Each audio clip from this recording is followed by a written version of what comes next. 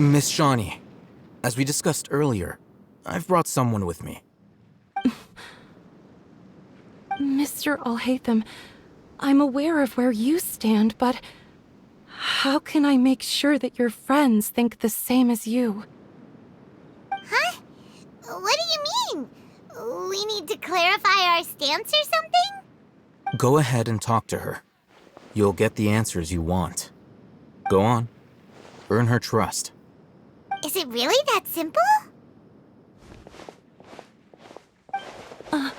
May I call you Traveler? Hi, Traveler. I want to ask you something. Do you think the resurrection of the Scarlet King can truly change Sumeru for the better? Why's that? That's very similar to what Miss Candace says. I know you two are friends.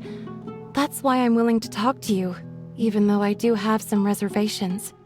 Before, I wouldn't even have the courage to ask something like this. Traveler, do you believe our lives will get better?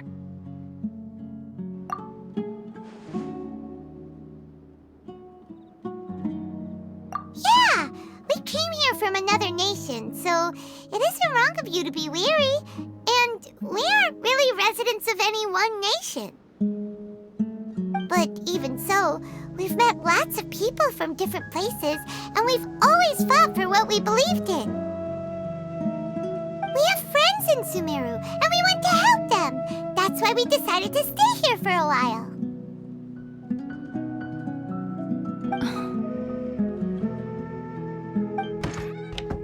I want to trust you. My apologies for posing my questions like that. To be honest, I didn't expect you to come back for more information. Alhaitham told us you have your reasons. It's okay. We understand. The fact is that only one side of my family is desert folk. I don't really fit in anywhere in Sumeru. Some believe in the Dendro Archon, while others believe in the Scarlet King. I don't belong to either side, and neither side would want me. Speaking of which, the radicals mentioned that they despise traitors. Do they just think that anyone who's different from them is a traitor? Yeah. Some people can be so narrow-minded when it comes to bloodline and beliefs. It makes no difference what I say or how I behave. I'll always be suspected of having ulterior motives.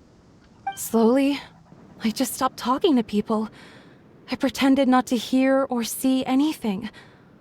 All I want is to live my life in peace. And then it happened. The village keepers who had helped me disappeared with no explanation, and I didn't dare breathe a word about it to anyone. Until now. You can tell them. I'm sure he'll keep your secret. All right. I'll tell you what I told Alhaitham.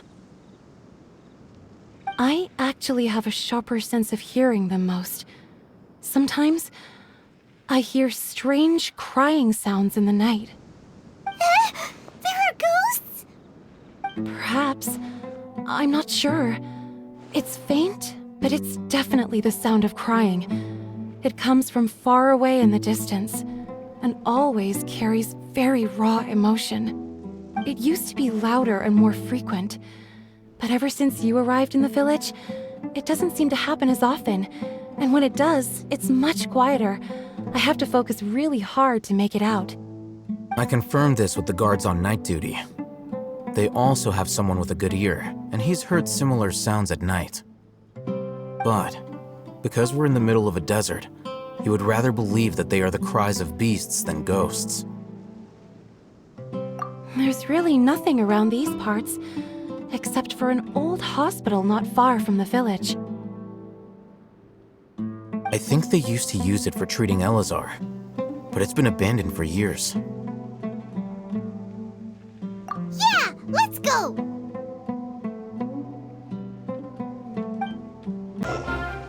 Whew. They were easier to deal with than Paimon had expected. Super strong bandits? Or monsters taller than buildings dropping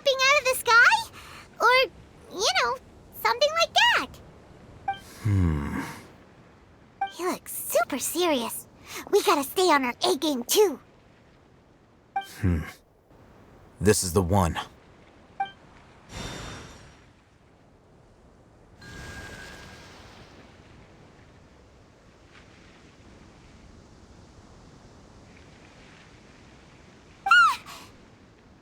Let's go in and take a look.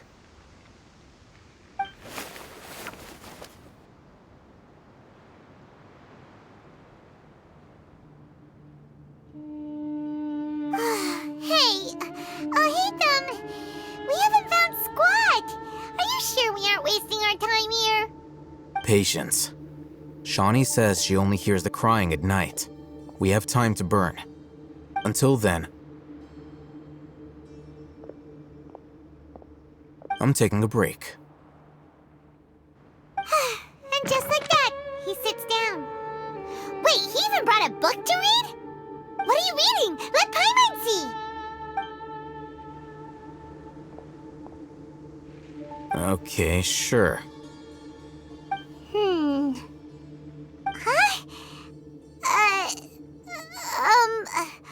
The natural position, which is the positional propensity of an entity in natural motion in contrast with an object in forced motion? Huh?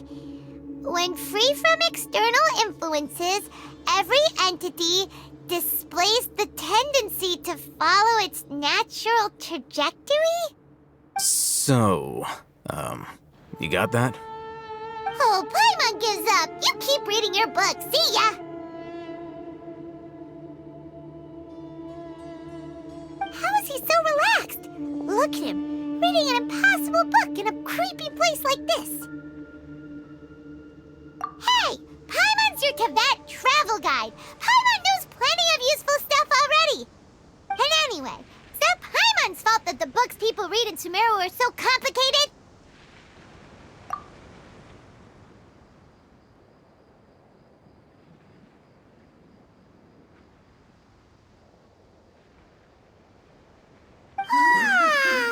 Paimon's getting so sleepy. Huh? What was that sound? There it is. It's coming from that direction.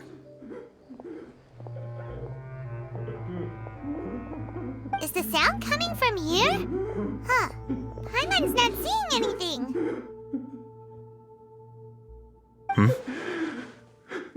It's from below. But there's no way we can get down there. Something is off about the interior here.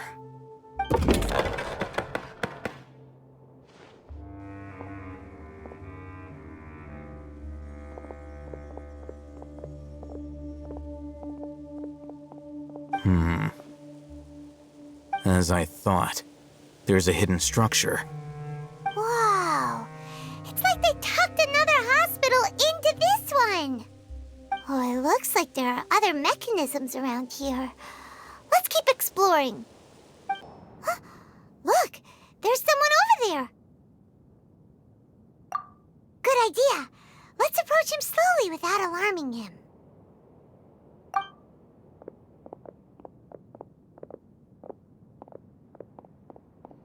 Wait.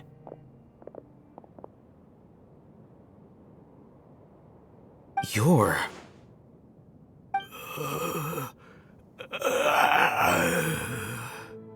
He can't speak, and his eyes are unfocused. But he looks too young to be anyone's grandfather. Also, why is he the only one here? Didn't expect to see him here. You know him? He's Razak, a senior of mine at the academia. He's a scholar too? Is he the kind that holes up in a forest and mumbles stuff about training? No, and that's the problem. Razak was never involved in any of those things. He never trained in the forest, let alone reach Satyavada life. Leaving that question aside for the moment, him being here alone means that we might be too late.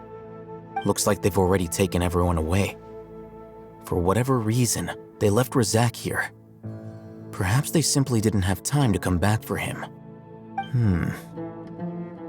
There are drag marks on the ground. They're clearer by the doorway. Someone was forcefully drawing a cart that was loaded with something heavy. Loaded with people? That is one possibility. It looks like they were in a hurry, as if they were afraid of being caught. In their haste, they failed to notice Razak hiding in a corner.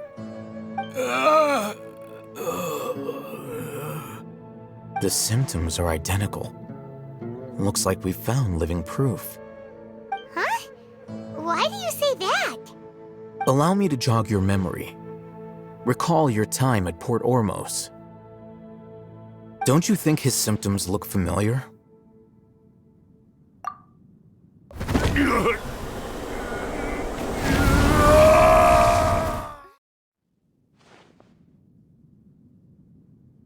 Oh, now that you mention it, they're acting the same way.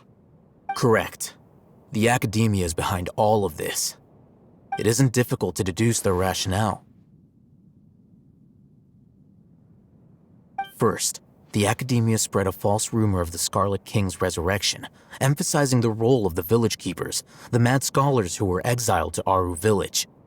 These rumors were all the persuasion that the radicals needed, and those based in Aru village leapt into action. Unbeknownst to them, of course, through rounding up the scholars, they were actually helping the academia.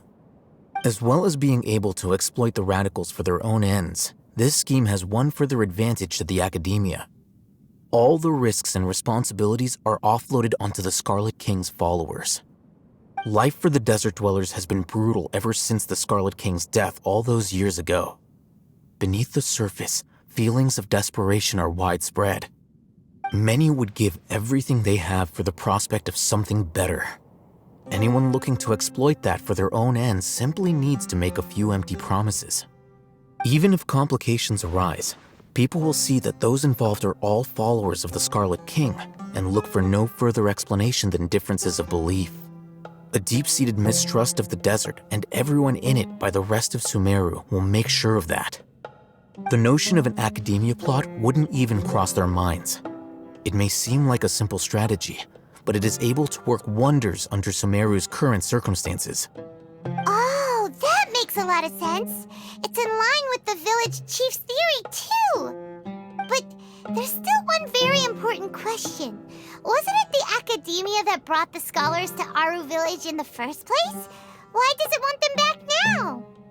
Throughout this process, one thing has changed: the scholars' identity. First, they were scholars. Then, they became lunatics. After that, they were exiles. And finally, they become missing persons. An exile is still patently a living, breathing human being. But when someone becomes a missing person, that is brought into question. If you can't find someone, you have no way of knowing what exactly happened to them. That makes missing people an ideal resource. Resource? For what exactly? One possibility is that the information in their brains could be extracted into knowledge capsules. Extracted? You mean canned knowledge comes from people's brains? With the technology of the Sumeru Academia, it's entirely possible. Perhaps the process caused them great suffering, which is why they cry out in the dead of night when no one is watching them. So, the human brain... Nope, nah, Paimon doesn't want to think about this. I'm the Academia scribe, after all. I'm familiar with their projects. Anyway, judging by Razak's state, the contents of a divine knowledge capsule were extracted from his mind, but something went wrong in the process. Or perhaps his curiosity got the better of him, and he used such a capsule for himself. Paimon's a little confused. Can they just use anyone's brain?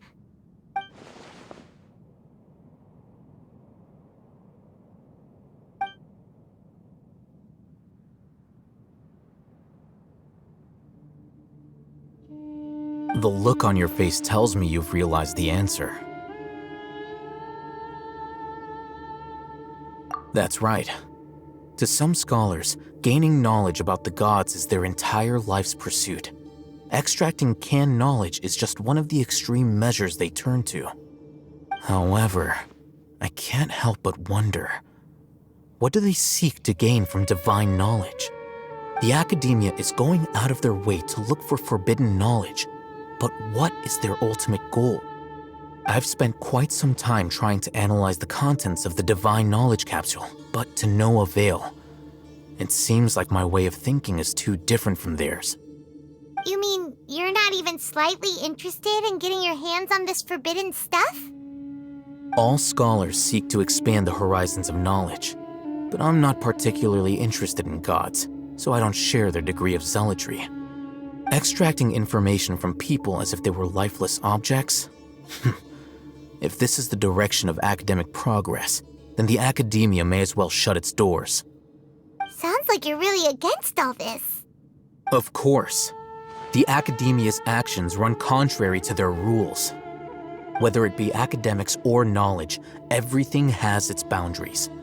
If those lines are crossed, the rules and order that govern everything in the world will be destroyed. This matter needs to be corrected, just like fixing a typo in a book. Wait, didn't you step in to help because you felt sympathy for those poor people? Not to be callous, but no. My criteria are a little more restrictive than that. There is no shortage of suffering in Sumeru, and the same can be said for the rest of Tevat as well. What do you plan to do about that? Save every last person? Probably not. Paimon's not sure. You can say that. Simply put, I don't blindly place my faith into strength or heroism. I do what I want. The divine knowledge capsule is something I want to investigate in full.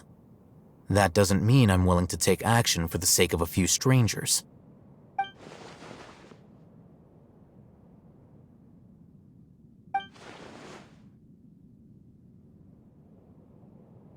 Paimon's been wanting to say this for a while. There are a lot of bad guys in the academia, but you're not one of them. You're their weirdo. You're probably right. Though I must say, I quite enjoy this feeling of being the odd one out. Uniqueness is also an asset, is it not? Wow, that's a great way to think about it. Paimon's really impressed. If only Miss Shani had a similar mindset, her life would definitely be a lot easier. I'm just a more likable person than her in general. There's nothing more to it than that.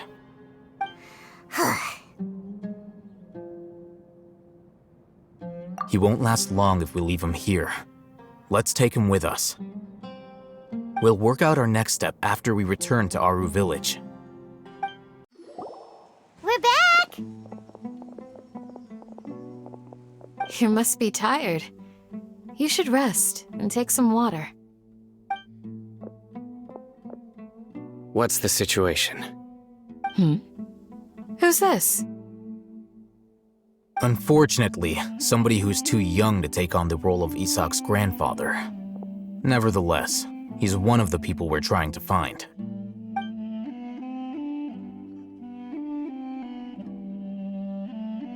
So, at one point in time, the abandoned Elazar hospital served as the academia's site for extracting divine cant knowledge. Yep, pretty much. Their plan must have been implemented at some point before we arrived at Aru village, since divine cant knowledge has been in circulation for a while now. Yet, they fled once we were headed to the village, almost as if they knew we were on their trail. Why is that? Yeah, why is that? We may have a mole in our midst. One of us could be secretly revealing our whereabouts to the academia. Huh? Are our friendships that shallow? Looks like none of you have realized wherein lies the issue. Sino, you're the reason why they can predict our movements. Wait, what's that supposed to mean? Choose your next words very carefully. It is simply a logical inference. I have my reasons. So what you're saying is, Sino's the mole. Interesting. And here I thought you were the most suspicious one, Alhaitham, since you were always acting alone. I know. You have a point, but I realized something as we were returning from the hospital. Sino isn't like any of us. What are you trying to say? Do you still remember who you are, General Mahamatra? As a Matra, you are no doubt privy to certain kinds of information. Before you can take action against someone, you are required to have all the facts available, including the less than savory details. Simply put, the academia has traditionally allowed you access to a wealth of sensitive information. Knowing their modus operandi, wouldn't you expect them to take precautions against you? If you want to raise a vicious wolf, you need to make sure that you can avoid its bite. The academia is monitoring me? It's not that simple. The academia has eyes all over Sumeru, but they have a special protocol for dealing with you. Every so often comes a Nyagarbaha Day. On this day, the academia enters new information into the Akasha through knowledge capsules. I remember seeing the thick notebook next to the control panel once. Its contents were all about the General Mahamatra, his activities throughout the day, preferred methods of enacting judgment, everything. You're saying that the academia entered my information into the Akasha too? But what's the point in doing that? My actions aren't important enough to be added into the Akasha. The Akasha is capable of computation. The Akasha's algorithms are entirely capable of predicting your movements using the data entered. When you would depart, the route you would follow, your destination. It knew all of this. It predicted my every move. The academia has been watching you longer than you think.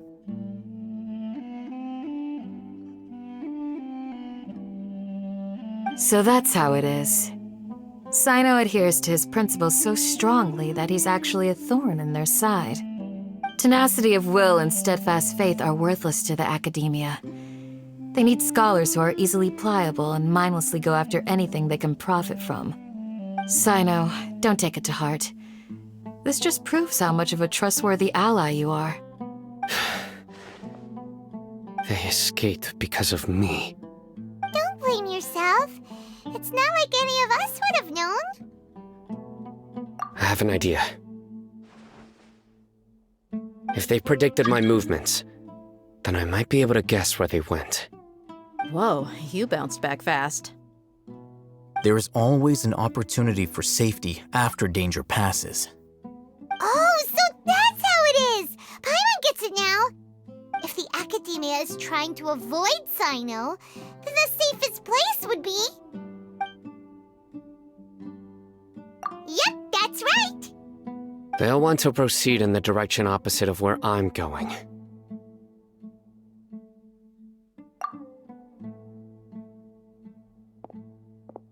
I must go. There's also something I want to investigate. Let's go, guys! After him! Please, wait! I want to go too! You want to go too? If so, you have to promise you'll stay safe. I want to find Grandpa. I promise I'll be careful and not cause any trouble. Everyone, I leave him in your hands. Yay! Let's go! Remember to pack some food with you! Paimon feels like we're missing someone, though.